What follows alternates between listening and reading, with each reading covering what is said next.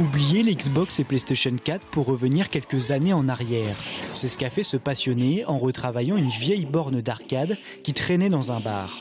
Victime de son succès, il décide alors de créer son entreprise MyArcade et de donner une seconde vie à ces bornes vintage qui ne cessent de restituer des souvenirs.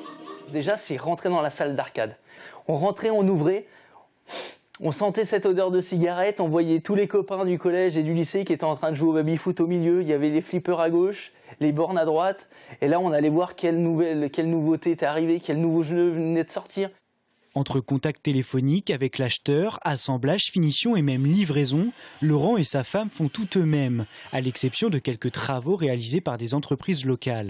Les jeux en plus sont nettement plus beaux, il n'y a plus de pixels, on a retravaillé au niveau des graphismes, machine par machine, et donc par rapport à ça, vous avez votre bon vieux Super Mario sur NES, il n'a plus aucun pixel, tout est arrondi.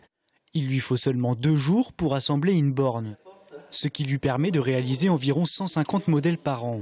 Des modèles que l'on retrouve chez les commerçants, mais aussi chez les particuliers. Ceux qui n'aiment pas trop les solutions informatisées, qui ont des collections de rétro gaming énormes, ils peuvent rejouer sur les originaux sur la borne tout en ayant le meuble, la borne et le fun qui va avec.